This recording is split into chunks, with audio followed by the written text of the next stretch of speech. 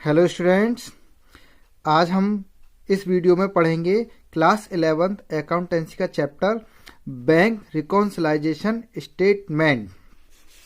Bank reconciliation statement क्या है? सबसे पहले हम इसकी डेफिनेशन को समझ लेते हैं। Meaning, bank reconciliation statement, short में हम इसको BRS के नाम से जानते हैं। BRS is a statement prepared by the account holder. ये अकाउंट होल्डर के द्वारा प्रिपेयर किया जाता है to reconcile the bank balance as per the cash book with the balance as per passbook and showing all the causes of difference between two। Cash book और passbook के balance को match किया जाता है। अगर उसमें डिफरेंस आते हैं तो उन कारणों को फाइंड आउट किया जाता है जिसके कारण कैश बुक और पासबुक में डिफरेंसेस आते हैं। अगर हम इसके नीड्स की बात करें, need and importance of bank reconciliation statement, इस स्टेटमेंट की हमें आवश्यकता क्या है, इसकी इम्पोर्टेंस क्या है? तो सबसे पहले, it locates the error that may have been committed either in cash book or in the passbook, कि किसी भी वजह से कोई भी गलती हुई हो, चाहे वो पासबुक में हुई हो या कैश बुक में अगर कोई गलती हुई है तो उसको फाइंड आउट किया जाता है। Preparation of bank reconciliation statement on the periodical basis, इसको एक पीरियडिकल बेसिस पर बनाया जाता है, यानी हम इसे मंथली बेसिस पर बना सकते हैं या हाफ ईयरली क्वार्टरली बेसिस पर बना सकते हैं। Reduce the chances of fraud and embellishment, उससे क्या होगा कि हमारा अगर कोई भी एक कैश बुक में या पासबुक में फ्रॉड किया गया हुआ है तो हम उसको फाइंड आउट कर सकते हैं। It helps in revealing the undue delay in the clearance of cheque by the bank. कई बार क्या होता है कि कुछ चेक हैं जो क्लियर नहीं हो पाते हैं बैंक में, तो उसको भी यहाँ से फाइंड आउट किया जा सकता है। तो ये इसके कुछ मेन कॉजेज हैं और भी कुछ एक्स्ट्रा कॉजेज हैं। It facilitate preparation of revised cash book, इससे हमें कैश बुक को बनाने में हेल्प मिलती है। कैश बुक के द्वारा भी इसे बनाया जा सकता है।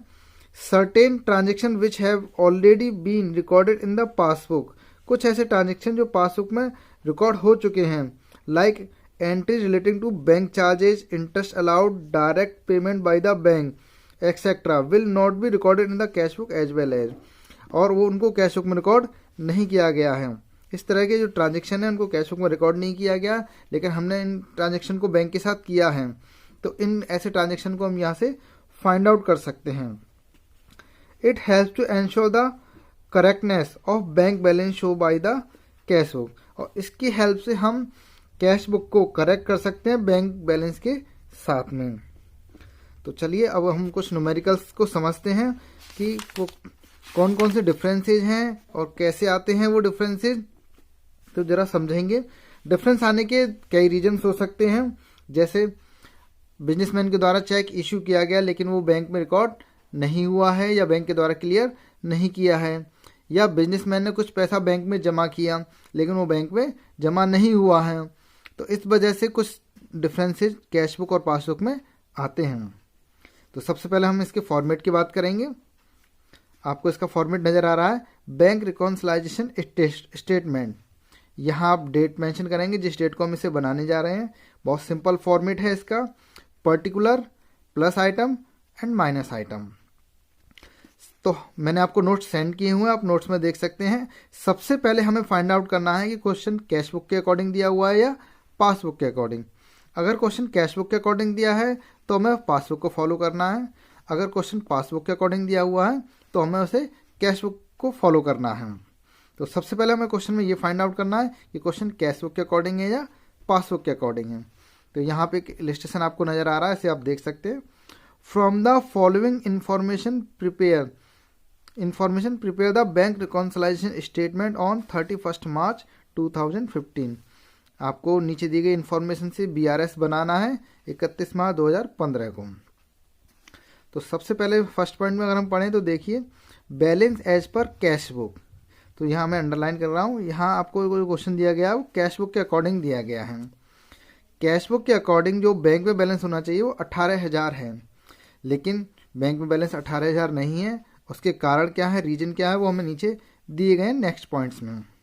तो सबसे पहला हमारा काम है, हमें कैश बुक फाइंड आउट हो गया, हम लिखना है balance as per cash book, या हम बैलेंस की जगह debit balance as per cash book भी मेंशन कर सकते हैं। बैंक कैश बुक कह रहा है कि उसका बैलेंस डेबिट है 18,000 रुपये, यानी कि प्लस में पॉजिटिव है, फेवरेबल बैलेंस है। कैश बुक ये बता रहा है कि बैंक में पैसा 18,000 रुपये जमा है। लेकिन कुछ रीजन ऐसे हैं जिसकी वजह से बैंक में पासबुक में 18,000 नज़र नहीं आ रहा है। कैश बुक कह रहा है बैंक में 18,000 है, तो होना तो ये चाहिए कि पासबुक में भी 18,000 ही होना चाहिए, लेकिन ये नहीं है। वो क्या रीजन है जिसकी वजह से ये डिफरेंसेज आए हैं, तो हम देखेंगे। सबसे पहले हम लिखेंगे प्लस आइटम में 18,000 रुपये हमारे हिसाब से जमा है। Second point, check issued for ₹2,000। Issue का मतलब कि चेक के द्वारा पेमेंट किया गया है 2,000 रुपये का, but not debited bye the bank in the passbook. अब बिजनेसमैन ने तो 2,000 रुपये के चेक इशू कर दिए, तो बिजनेसमैन ने अपनी कैश बुक में 2,000 रुपये माइनस किया होगा कैश बुक में, लेकिन वो बैंक के पास नहीं पहुंचे हैं, बैंक ने उनको डेबिट नहीं किया, तो बैंक ने तो माइनस नहीं किया, बैंक के पास वो अभी भी प्लस में है और आप कर चुके हो माइनस। तो अभी आपको क्या करना होगा, आपको पासबुक को फॉलो करना है। कैश बुक जो है वो पासबुक को फॉलो करेगी, तो पासबुक में प्लस है तो हमें भी क्या करना होगा, इसको प्लस में कन्वर्ट करना होगा, तभी तो दोनों तरफ बैलेंस बराबर होगा। तो हम क्या करेंगे, 2,000 को प्लस में रिकॉर्ड करेंगे। हमें केवल पासबुक को फॉलो करना है, पासबुक में प्लस में है तो हमें भी अपने को प्लस में करना होगा। Next, bank charge is debited in the passbook. Bank charge कौन लगाएगा, बैंक लगाएगी, और बैंक के पास होती है पासबुक। एक्चुअली में पासबुक भी बिजनेसमैन के पास ही होती है, लेकिन पासबुक में जो एंट्री करने का काम है वो बैंक का है। तो बैंक ने क्या किया है, पासबुक में डेबिट कर दिया 30 रुपये, बैंक चार्ज लगाया है। तो जब बैंक चार्ज लगाएगी तो वो माइनस करेगी बैलेंस को, तो बैंक ने माइनस किया है। अब जब बैंक माइनस करेगी पासबुक में, तो हमें क्या करना है, क्योंकि हमारे पास कैश बुक है, हमें पासबुक को फॉलो करना है। तो बैंक ने माइनस किया है तो हम भी माइनस करेंगे ₹30। ये माइनस के आइटम्स हैं, यहाँ प्लस के items. Next, cheques paid into bank but not clear. Cheque issue किए गए, चेक पेड मीन्स जमा किया गया, चेक से पैसा जमा किया गया बैंक में, लेकिन वो क्लियर नहीं हुआ। अब जब हमने चेक से पैसा बैंक में जमा किया है तो हमने तो किया होगा प्लस अपनी कैश बुक में, हमने कैश बुक में प्लस किया, लेकिन बैंक ने उनको क्लियर नहीं किया, तो बैंक ने अभी भी माइनस प्लस नहीं किया हुआ है। तो हमें बैंक के बराबर को फॉलो करना है। जब बैंक ने प्लस नहीं किया तो हमने गलत प्लस किया हुआ है, हम इसको क्या करेंगे, हम इसको हटा देंगे और हम इसको माइनस कर देंगे, तो बैलेंस हमारा बराबर हो जाएगा। तो हमने इसको माइनस कर दिया। Next point, interest on investment collected by bank. Bank ने क्या किया, इंटरेस्ट को कलेक्ट कर लिया है। जब बैंक इंटरेस्ट कलेक्ट करेगी तो बैंक के पास पैसा आएगा, और बैंक के पास है पासबुक, तो बैंक ने प्लस किया। जब बैंक प्लस करेगा तो हमें क्या करना है, हमें पासबुक को फॉलो करना है। तो बैंक ने प्लस किया है, हम भी प्लस कर देंगे। तो हमने 1,500 रुपये को कर दिया प्लस।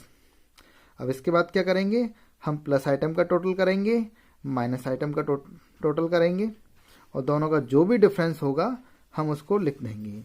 तो हमने प्लस आइटम का टोटल किया, ये आ गया हमारा 21,500, और अगर हम इसको टोटल करेंगे तो ये हमारा है 1,230 रुपये। तो 21,500 में से जब हम 1,230 रुपये को माइनस करेंगे तो हमारा डिफरेंस आएगा 20,270 रुपये।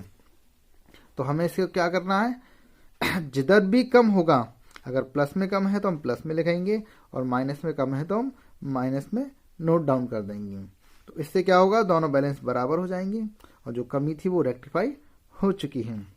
तो अभी हमें क्या करना है, ये जो लाइन हमें दी गई थी balance as per cash book, हमें इसे अपोजिट करना है बैलेंस एज पर पासबुक, और ये होगा क्रेडिट। कैश बुक का डेबिट और पासबुक का क्रेडिट मीन्स दोनों ही फेवरेबल है, बैंक में बैलेंस जमा है। तो दोस्तों इस तरह से बनेगा हमारा बैंक रिकॉन्सिलाइजेशन स्टेटमेंट। करना हमें कुछ भी नहीं है, बहुत सिंपल सा है। अगर क्वेश्चन कैश बुक के अकॉर्डिंग है तो हमें पासबुक को फॉलो करना है, और अगर क्वेश्चन पासबुक के अकॉर्डिंग है तो हमें कैश बुक को फॉलो करना है। बस बहुत सिंपल सा है, कुछ भी नहीं है। बस आपको ये ध्यान रखना है, अगर बैंक ने प्लस किया है, अगर हम कैश बुक के अकॉर्डिंग कर रहे हैं तो हमें ये ध्यान रखना है, अगर पासबुक प्लस करता है तो हमको प्लस करना है, पासबुक माइनस करता है तो हमको माइनस करना है। सेम हमें अपोजिट करना है, अगर क्वेश्चन पासबुक के अकॉर्डिंग है तो कैश बुक को फॉलो करना है, कैश बुक प्लस करता है तो हम भी प्लस करेंगे, कैश बुक माइनस करता है तो हम भी माइनस करेंगे। तो दोस्तों, आपको टॉपिक समझ में आ गया होगा। फिर मिलते हैं जल्दी नेक्स्ट वीडियो के साथ और नए टॉपिक के साथ।